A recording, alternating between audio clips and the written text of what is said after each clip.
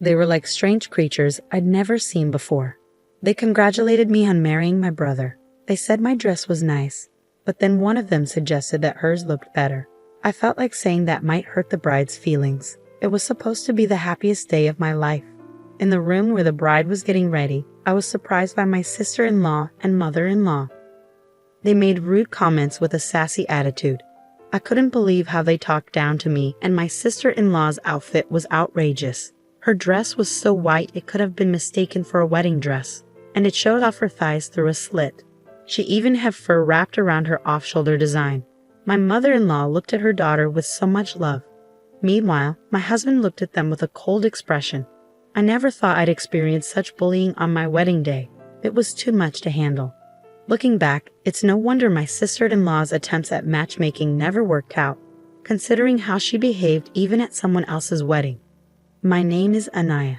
I was born in a coastal town and grew up in a normal family. When I went to a state university, I stayed with my grandma, who lived nearby.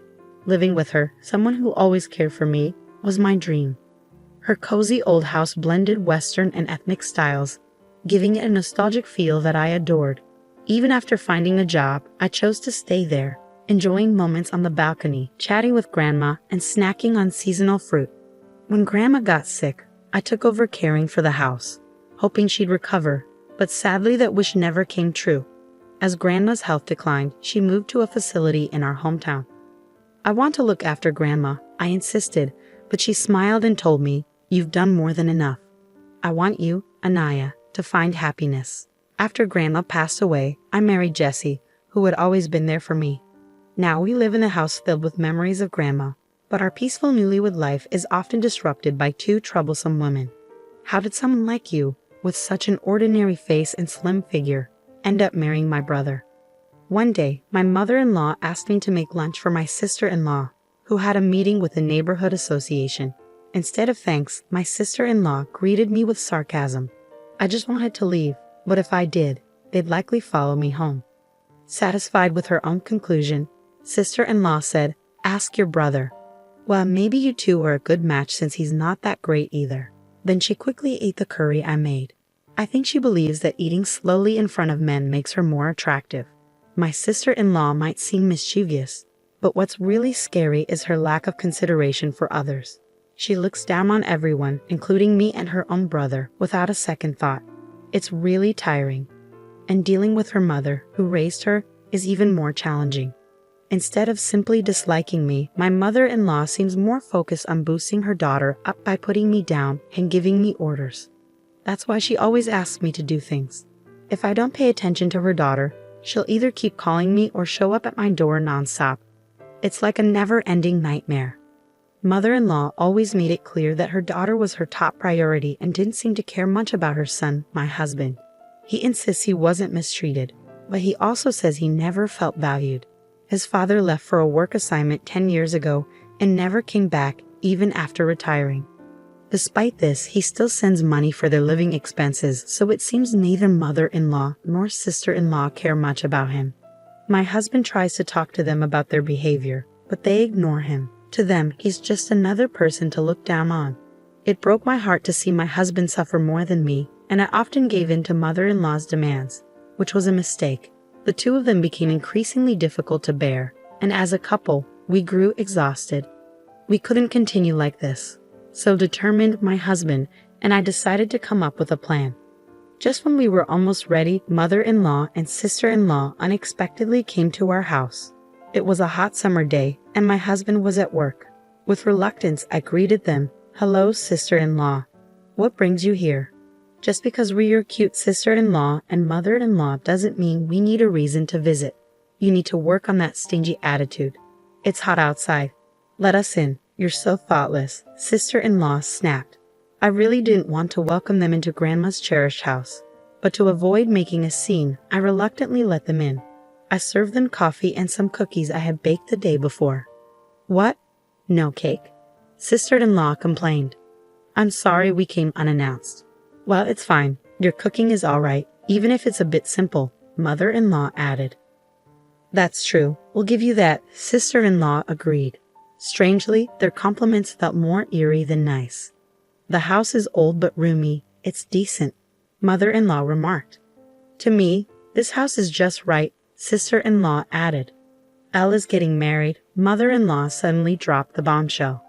Wait, this self-centered sister-in-law. I was briefly shocked, but her getting married wasn't all that surprising. She often boasted about her shapely figure and her direct approach with men. It seemed to work on gullible men or those seeking casual relationships. So, is it with the guy you had an affair with? I remembered a man she had mentioned before. It wasn't an affair, we just met in the wrong order. It's true love, but no, not him, she brushed off. The one who recently approached you? I just noticed his intense gaze and made the first move, but no, not him either. I met him at a speed dating event. He's the son of a wealthy man, mother-in-law proudly announced.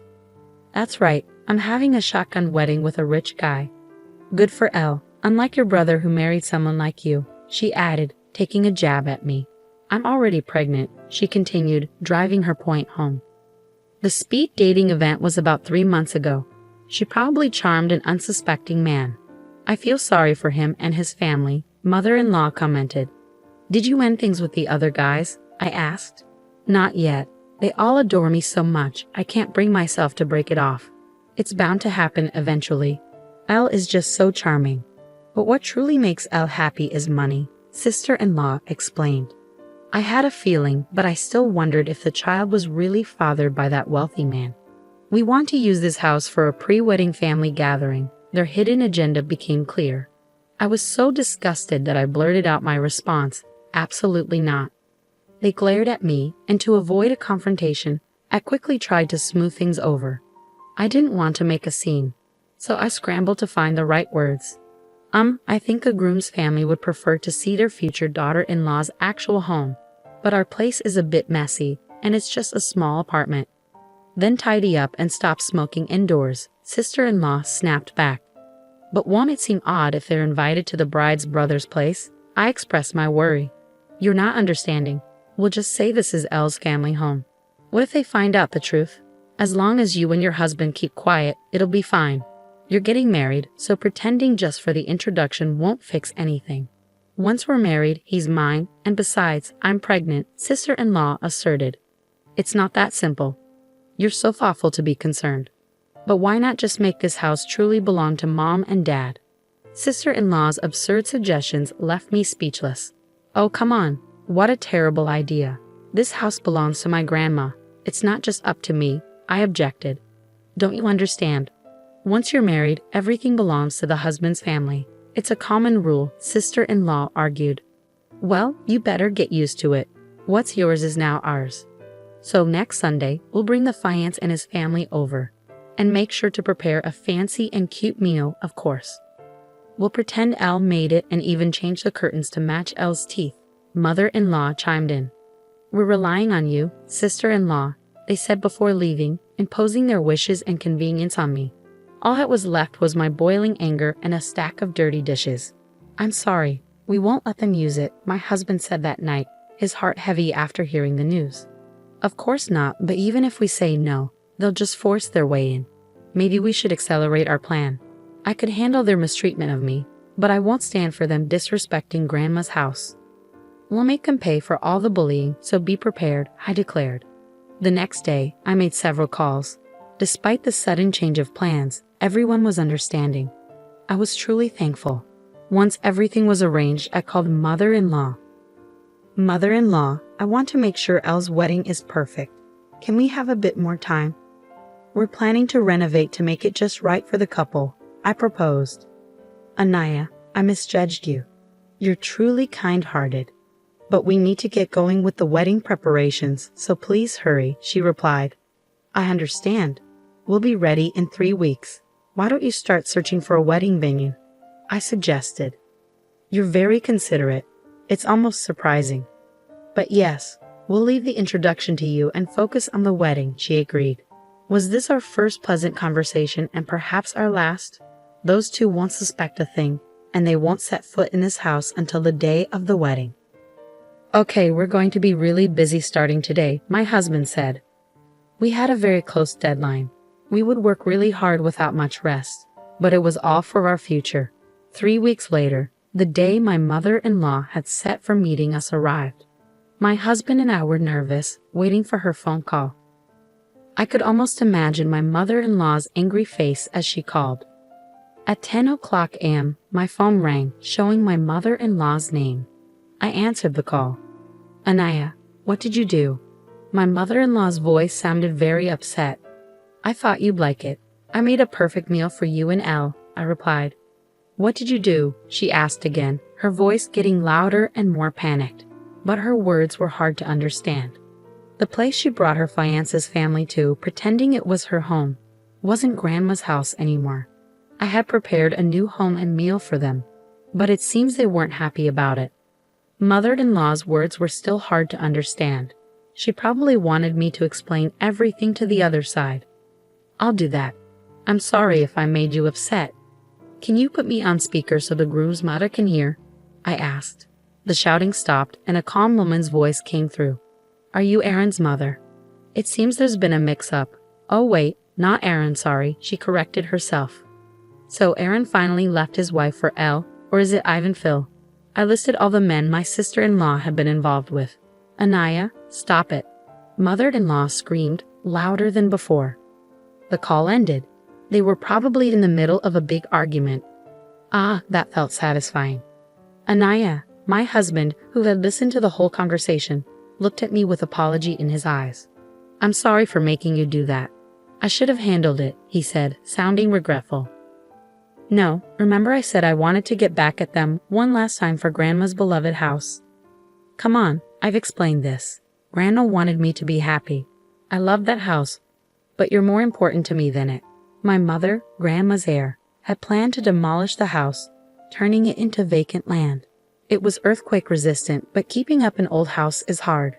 I had been insisting on living there because of my love for it, but after marrying my husband and dealing with my mother-in-law and sister-in-law, I changed my mind.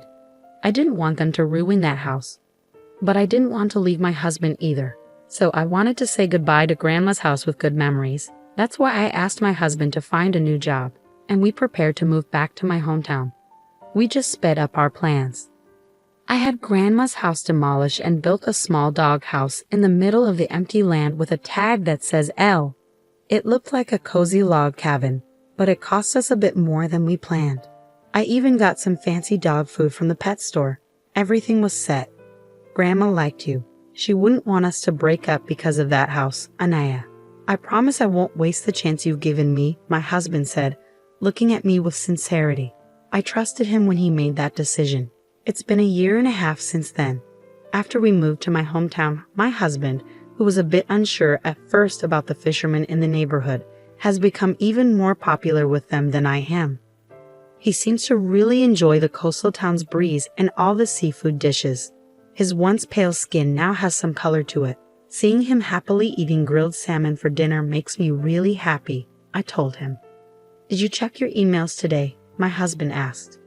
"No, nothing new. They're probably busy. We haven't talked to my mother-in-law and sister-in-law since that whole thing happened. My husband's phone is the only way we could reach them," I said. We found out about the doghouse situation from a neighbor who was friends with Grandma. The house my mother-in-law and sister-in-law showed Grandma was torn down, and now there's just a doghouse there. And from the dog food bowl, there's a fancy smell of perfume, I added. The two were really upset, saying it was all because of my brother's wife. When the fiance's family got a hint over the phone about my sister-in-law's bad taste in men, they confronted them. They got really nervous and couldn't give a clear answer. Later, the fiance's parents hired a detective to check on my sister-in-law's behavior, but they found nothing except lies and a lot of boyfriends. This made them do a DNA test on the unborn baby, and they found out it wasn't the rich man's. So the engagement was called off. The real father of the baby turned out to be one of the men my sister-in-law was seeing. He was happy to have a child with her, and they got married. But his mom was angry that her son was with an older woman she didn't like, so she insisted they all live together. Meanwhile, my mother-in-law was mad that her daughter was taken away, so she rented an apartment near the newlyweds and they fought a lot. My sister-in-law, who wanted to marry rich and have an easy life, now looks tired from dealing with her mother-in-law and doing housework and taking care of the baby. But the good part is, her husband really loves the baby, so they're managing on their own. My husband's phone rings. Oh, it's an invitation for drinks from my father-in-law. Your dad really likes you, I mentioned. I like hearing his stories, and my mother-in-law always makes my favorite food. I see now that my own mom never cared to know what I liked. This is what having a family feels like, my husband whispered. Don't worry, you'll be the kind of parent who knows all their child's favorites, I comforted him. As I said this, I gently rubbed my growing belly, and he smiled warmly. I feel like we can make that happen in this house, he said, looking at the caramel-colored beam on the ceiling. It's a special beam we kept from Grandma's house when we tore it down. We put it in our new home as a reminder of Grandma. It was my husband's idea to keep the beam, even when I wanted to start fresh. That's why I chose to build our future with him. Let's make this house just as wonderful as Grandma's, I declared. Yes, definitely, my husband agreed. In this peaceful coastal town where you can hear the waves, our little house stands. This is where we'll create our happiness.